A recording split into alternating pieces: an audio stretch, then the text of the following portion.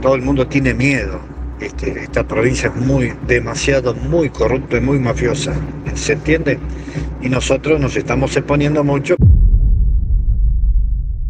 Todos procesados por el caso de Loan Peña, todos a juicio por Loan. En un fallo inédito, complejo y muy extenso de 1075 páginas, la juez Cristina Poser Penso, quien entiende por el caso de la desaparición del niño Loan Danilo Peña, resolvió procesar con prisión preventiva a los acusados de la desaparición de Loan Danilo Peña. Casi 6 meses después de que el niño fuera visto por última vez tras un almuerzo en la casa de su abuela Catalina en el paraje El Algarrobal, muy próximo de la localidad de 9 de Julio en la provincia de Corrientes. Así, siguiendo con esta resolución, Bernardino Antonio Benítez, Daniel Oscar Ramírez, Mónica del Carmen Milapi, Laudelina Peña, María Victoria Cailaba y Carlos Guido Pérez fueron procesados por el delito de sustracción de un niño menor de 10 años. María Victoria Cailaba, por su parte, fue procesada por el delito de amenazas en concurso real, tal como habían pedido los fiscales del caso, Mariano Enrique de Guzmán, Alejandra Mangano y Marcelo Colombo. Estos dos últimos son cabeza de la Protex,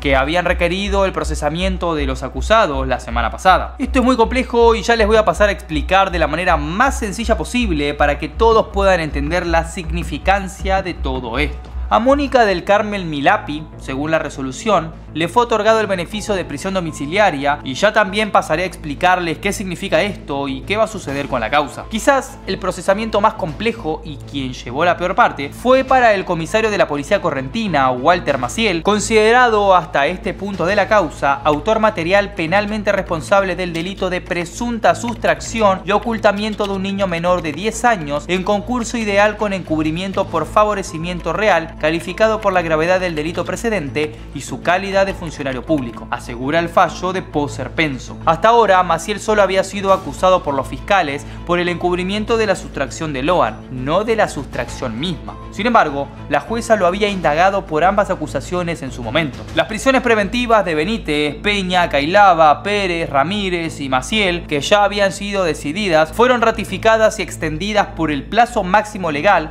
de 2 años. Se decidió también una serie de embargos. Cailaba y Pérez fueron inhibidos en sus bienes y cuentas por 20 millones cada uno. Maciel por 8 millones, con 1 millón cada uno, para los acusados restantes. Por otra parte, se dispuso la falta de mérito por la hipótesis de trata, una hipótesis que por ahora queda fuera del caso. Macarena Benítez y Camila Núñez serán citadas a declaración testimonial. Ambas son primas de Loan. Entre las sospechas que motivan el pedido, ambas primas brindaron versiones diferentes sobre el horario y orden de llegada. Benítez, marido de Laudelina, tío de Loan, ampliará su declaración indagatoria por orden de Poser Penso, tal como el mismo acusado lo había pedido. ¿Por qué Mónica Milapi recibió prisión domiciliaria? Milapi, la pareja de Fierrito Ramírez, la única que recibió un beneficio en toda la decisión, logró la prisión domiciliaria de cara a su situación familiar. Los hijos de la pareja, según la jueza, debieron dejar el lugar de arraigo familiar, mudarse a otra provincia del sur de nuestro país y tienen los dos padres detenidos con inconvenientes comprobados en mantener la comunicación fluida familiar. Ahora pasemos a las cuestiones a entender en este caso y qué significa este fallo. Cuando una persona la investigan por un hecho,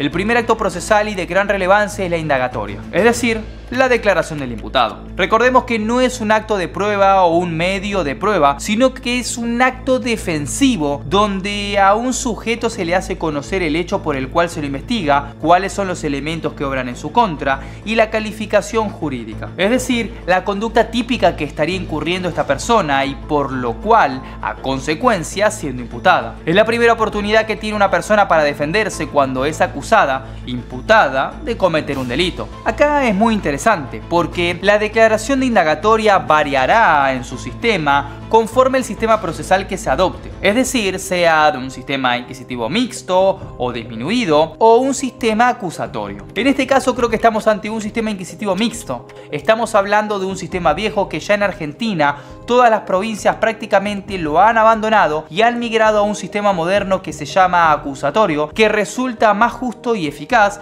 y es muy parecido a lo que ustedes ven en las películas norteamericanas. En este caso, el fuero federal está migrando del sistema inquisitivo a un sistema acusatorio indagatorio moderno. Pero, ¿por qué supongo yo que estamos hablando de un sistema inquisitivo mixto? Es básicamente por los términos que estamos empleando en el proceso. Es decir, hablamos de una indagatoria y hablamos de procesamiento, cosas que en el sistema moderno ya no existen como tal, con esa denominación. La indagatoria se da cuando hay motivos suficientes para sospechar por elementos objetivos que una persona cometió un delito. Si la persona es citada, como les expliqué en el caso de Jero Arias, no se presenta y no justifica su ausencia, el juez va a ordenar su detención, pero solo al único efecto de hacerla declarar. Si ya está detenida, tiene que declarar de manera inmediata, variando según el código, en un plazo que va desde las 24 horas a 8 días. Previo a la declaración de indagatoria, la persona debe designar un abogado, ya sea particular o de la defensa pública, para que lo asista y lo represente, debiendo participar él mismo en el acto. Es decir, todas estas personas que se encontraban involucradas en el caso Loan y que debieron prestar indagatoria, lo hicieron con asistencia de un abogado defensor. En este acto, como hablamos antes, se le toman todos sus datos personales. Una vez hecho eso, se le hace conocer cuál es el hecho por el cual se le investiga, con su consecuente calificación jurídica y los elementos que habrán en su contra. Ahora, una vez hecho eso, se lo invita a la persona para hacerle saber que puede declarar o abstenerse a declarar sin que su silencio implique que está asumiendo el hecho por el cual se lo está investigando. Pero en esto tenemos que hacer un paréntesis, y es que las personas imputadas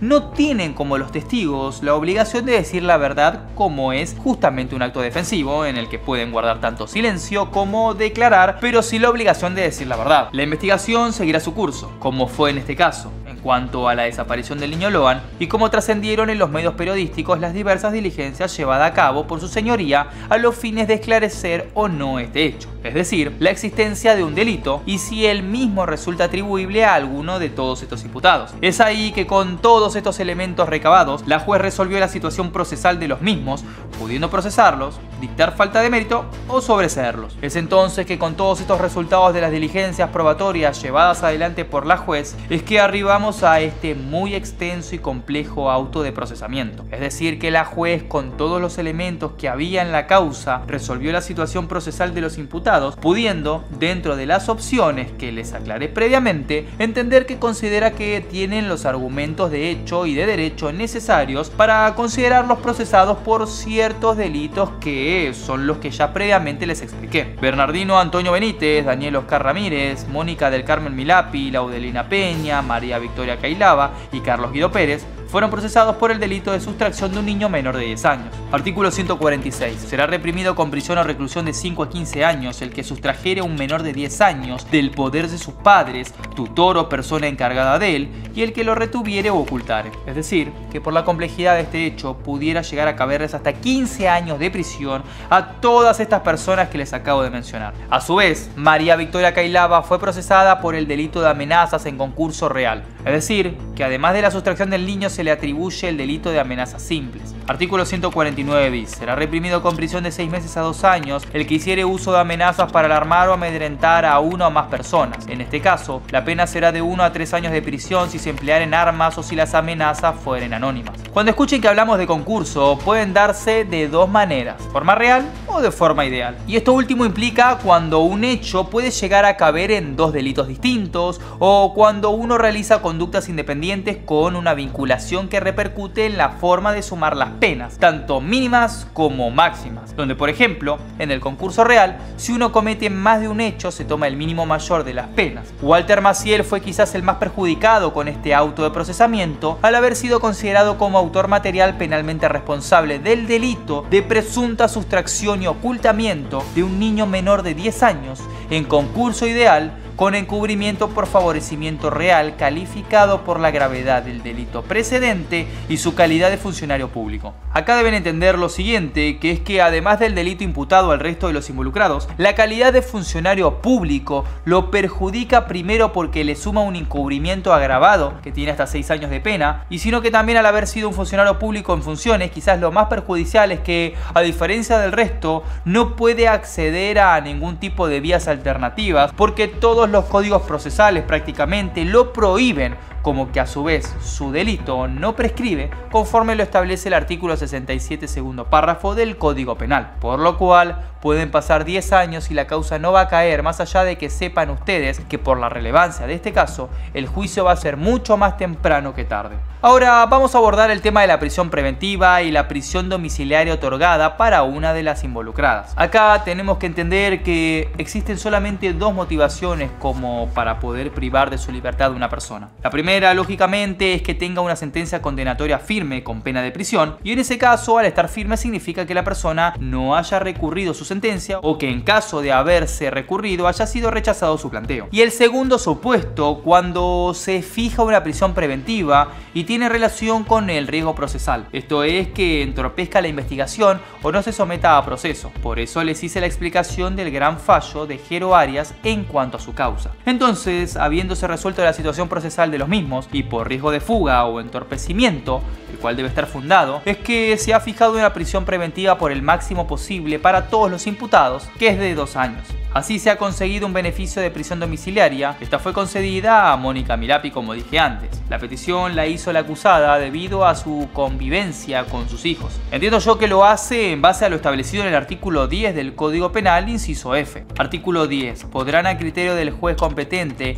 cumplir la pena de reclusión o prisión en detención domiciliaria. Inciso F. La madre de un niño menor de 5 años o de una persona con discapacidad a su cargo. En el marco de la investigación de la desaparición de Loan Peña, surgió un hecho que generó controversia: la muerte de Alejandro Pata Mendoza, un colaborador clave en la búsqueda del niño. Mendoza, conocido en su comunidad por formar parte de la agrupación Cazadores Autoconvocados, fue hallado sin vida en su hogar en esquina Corrientes. La noticia se ha envuelto en misterio, ya que días antes de su muerte, Mendoza publicó un inquietante mensaje en redes sociales que decía: "No creo llegar a pasar las fiestas. Si ofendí a alguien pido disculpas, y si alguien se lo merece, que Dios lo perdone".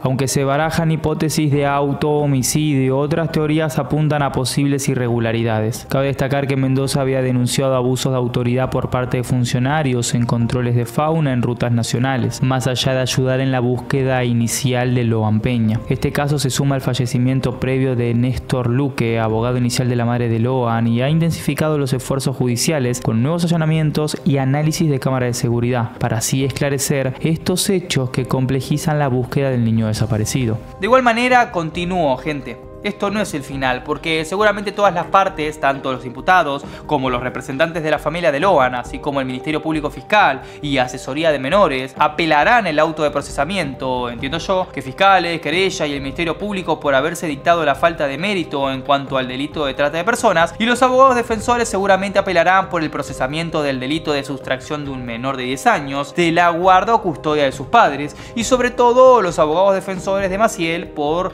lo perjudicial de la calificación del encubrimiento por funcionario público. En concreto, habrá muchas más novedades en cuanto la alzada resuelva todos los planteos que se harán en cuanto al auto de procesamiento. ¿Y qué seguirá luego? Bueno, esto es que una vez que quede firme el auto de procesamiento, se continuará con la causa elevando al requerimiento fiscal a juicio. Y esto es la descripción de las conductas, las pruebas recolectadas y la calificación jurídica y las conductas reprochadas a cada uno de los involucrados, y luego recién estaríamos en condiciones de ir a la siguiente etapa, que sería el juicio oral y público, propiamente dicho. Les pido disculpas desde ya si es que me extendí con este video, no fue la intención, pero entiendo yo que habiendo sido un auto tan complejo y que hablaba de tantas cosas, era necesario tomarnos unos minutos más para que ustedes puedan entender de manera didáctica de qué estamos hablando. Para cualquier inquietud o sugerencia en cuanto a este video u otras ideas que les puedan surgir, los invito a que me escriban en los comentarios, como siempre hacen. Así que, más allá de todo eso, muchas gracias por bancar el contenido y nos vemos en un próximo video.